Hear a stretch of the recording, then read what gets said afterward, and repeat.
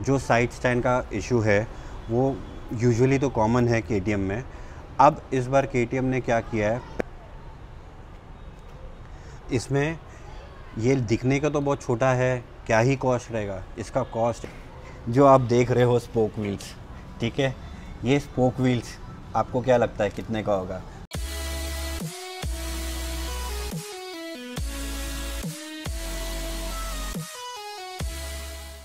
Hello everyone, welcome back to my YouTube channel. So अभी मैं जा रहा हूँ KTM service center first service कराने के लिए। तो और दूसरा 2-3 चीज़ें हैं प्रॉब्लम, उसके बारे में अभी यहाँ पे मैं दिखा देता हूँ कि यहाँ पे क्या स्विच है का इशू है मेरे को।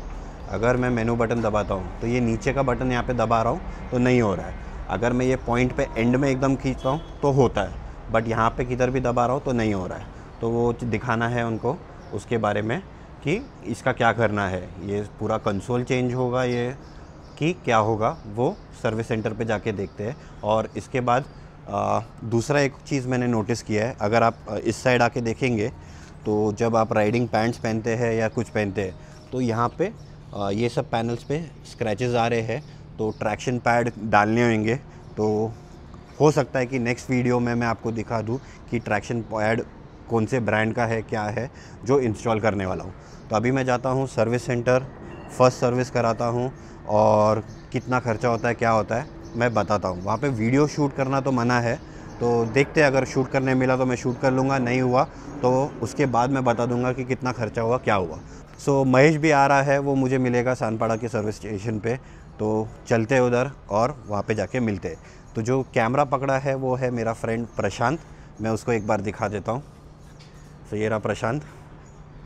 तो इसके पास हिमालयन भी है, एडवेंचर भी है। इसके ऊपर मैं आगे नेक्स्ट वीडियो में बताता हूँ। सो अभी हम लोग घर पे आ गए हैं एंड केटीएम सर्विस सेंटर पे मेरे को शूट करने नहीं दिया था, तो उस वजह से वहाँ पे शूट नहीं कर पाए। मैं आपको उसके बारे में इंफॉर्मेशन देता हूँ। मेरे गाड़ी में बेसिक सर्विस था, स्विच का जो इशू है वो लोग ने ऑर्डर किया है एंड जब वो आएगा तब मेरे को बोलेंगे, तब वो चेंज कर देंगे। तो ये पूरा कंसोल चेंज होता है, मैं एक बार दिखा देता हूँ। तो ये स्विच चेंज हो जाएगा। बेसिक सर्विस कराया है एंड ऑयल में ऑप्शन दिया हुआ है केटीएम ने, अगर आपको मोटूल डालना है तो मोटूल डाल सकते हैं या तो फिर एचपी का है। प्राइस में डिफरेंस है, 300 रुपीज़ का कुछ डिफरेंस है, बट मैं पहले से ही मोटूल डालते आया हूँ तो मैंने मोटूल ही बोला मोटूल डालने के लिए। अप्रॉक्स बिल जो हुआ है 2300 हुआ है। उनका सिस्टम में कुछ इशू था तो प्रॉपर बिल नहीं आया है। जैसे बिल होगा वो जो भी अमाउंट है वो मैं आपको नेक्स्ट वीडियो या कभी भी जब आता है तब मैं शेयर कर दूँगा। ये हो गया मेरे बाइक में। दूसरा चीज़ मैंने बाइक में क्या किया हुआ है, अगर आप देख सकते हो ये स्मोक किया हुआ है इसको, एंड मैंने मेरा YouTube चैनल नाम डाल दिया है यहाँ पे, अगर आप देखेंगे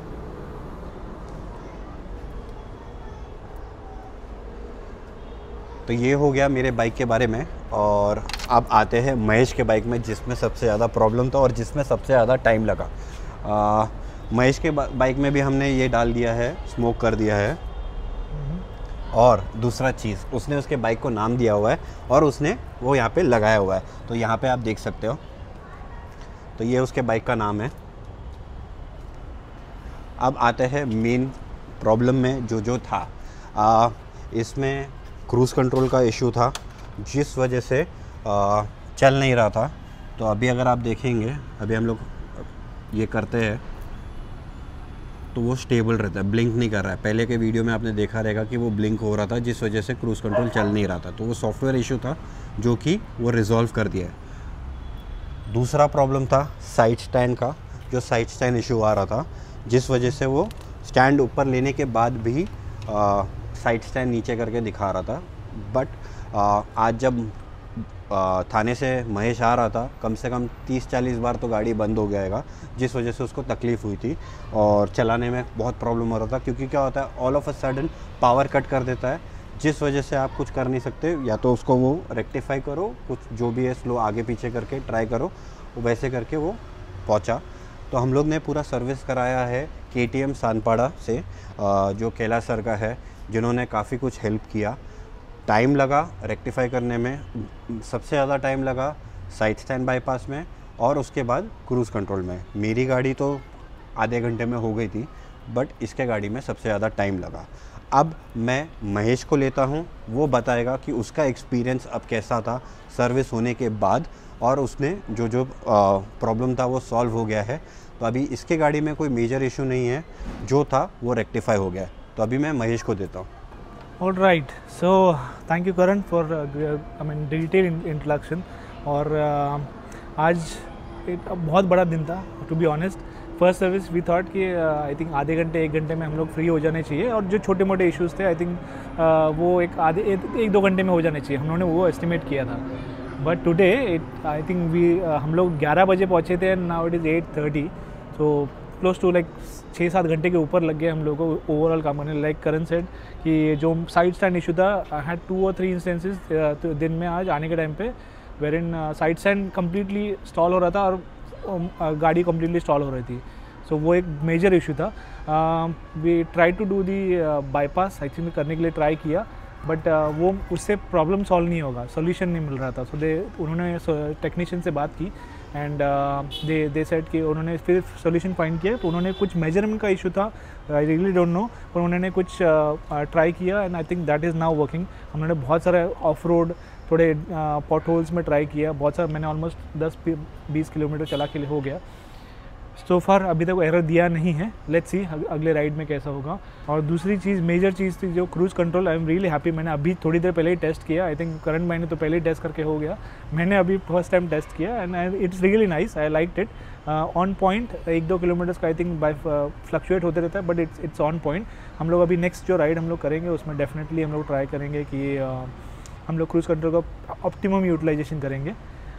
जैसा करण भाई ने बोला, स्मोक किया है हम लोगों ने, इट्स लुकिंग एब्सोल्युटली परफेक्ट, बहुत अच्छा फिनिश आया हुआ है।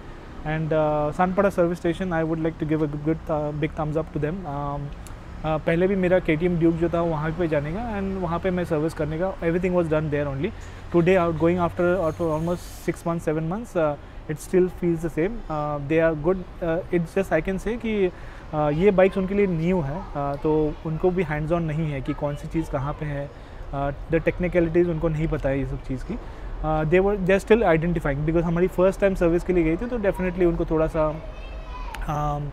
R&D लगेगा probably. They training I think definitely they have, but then I think उनको थोड़ा सा हैंड्स ऑन होने के लिए थोड़ा टाइम लगेगा। ऑन फील्ड ट्रेनिंग या ऑन फील्ड ट्रेनिंग है व्हाटएवर, बट देन आज परफेक्ट काम हो चुका है। जो स्क्रीन का जो छोटा माइनर मूवमेंट था, they don't have the tool kit actually, which वो लोग अरेंज करेंगे और 1-2 दिन में वो फिक्स हो जाएगा। But then that's not a major issue, not a show stopper, everything is working fine. Let's see, अभी तो सो फार जो इश्यूज़ हम लोगों ने हाईलाइट किए थे आई थिंक सब रिजॉल्व हो चुके हैं। And big thumbs up to KTM Sanpada and yeah. So अभी महेश ने उसका एक्सपीरियंस बता दिया। आज पहली बार ऑलमोस्ट 4-5 दिन हो गया गाड़ी हमारे पास है, उसके बाद उसको एक्सपीरियंस हुआ है क्रूज़ कंट्रोल का। 2-3 चीज़ें हैं जिस बारे में मेरे को इन्फॉर्मेशन देना है। जो साइड स्टैंड का इशू है वो यूजुअली तो कॉमन है KTM में। अब इस बार KTM ने क्या किया है, पहले साइड स्टैंड का जो बाईपास का वायर था, वह साइड स्टैंड का जो सेंसर का वायर था वो यूजुअली साइड में आता था, इस बार अभी साइड में नहीं है, वो टाकी के नीचे दे दिया है। उसके लिए आपको टाकी तो खोलना ही है, ये साइड पैनल खोलना पड़ता है, उसके बाद ये वाला पैनल भी खोलना है और पूरा टाकी निकालना है। टाकी निकलेगा उसी के नीचे है, जिधर स्पार्क प्लग लगता है उसके बाजू में वायर दिया हुआ है, और उसका जो सेंसर का स्विच है वो चेंज कर दिया है, तो काफ़ी कुछ चेंजेस उसमें हो गए। देखते हैं उसके बारे में आगे कैसे उसका बाईपास मिलता है कि नहीं मिलता है सेंसर। अगर बाईपास सेंसर मिलता रहेगा तो मैं सबसे पहले मेरे बाइक में डाल दूंगा, क्योंकि मुझे ये रिस्क लेना नहीं है। दूसरा इम्पॉर्टेंट चीज़, ये जो अब कंसोल मैंने आपको पहले दिखाया,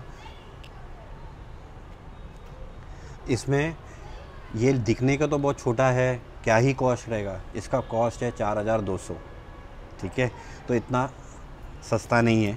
ये तो वारंटी में है, तो वारंटी में रिप्लेस हो रहा है, 4200 इज़ द कॉस्ट। अब आता हूँ सबसे मेन बात पे, ये जो आप देख रहे हो स्पोक व्हील्स, ठीक है, ये स्पोक व्हील्स आपको क्या लगता है कितने का होगा? मैंने एक जस्ट क्यूरियोसिटी के लिए उधर पूछा कि कितने का है, तो मैं प्राइस सुन के शॉक हो गया। ये है 32,000 का 1, यानी जिसमें रिम मिलेगा, स्पोक्स मिलेगा और हब मिलेगा। तो ये एक स्पोक व्हील आपको पड़ेगा 32,000 का, यानी 2 है आगे पीछे तो 64,000 रुपीज़ का आपको स्पोक व्हील सेट होएगा। इन केस डैमेज हुआ या कुछ होता है तो इतना खर्चा आएगा। अब उस हिसाब से सोच के चलाना पड़ेगा क्योंकि सस्ता नहीं है। स्पोक व्हील्स यूजुअली सबको लगता है कि सस्ता है, चलो हो जाएगा, बट ये सस्ता नहीं है।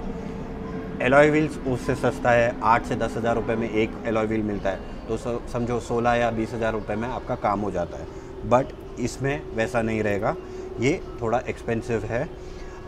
ट्यूबलेस है मानता हूँ, बट स्पोक्स काफ़ी महंगा है। विंड स्क्रीन का भी मैंने प्राइसिंग जानने की कोशिश की, बट उनके सिस्टम में अभी अपडेट नहीं हुआ है। मिरर का कॉस्टिंग अप्रॉक्सीमेटली 1200 से 1300 रुपये कुछ है, ठीक है। बाकी जैसे जैसे वो प्राइसिंग अपडेट होगा मुझे पता चलेगा तो मैं आपको बताऊंगा कि क्या प्राइस है, कैसा है, क्या नहीं है। अभी के लिए what I do is I and this video over here. You can follow me on my Instagram ID, that silentbiker_kv। चलो बाय बाय।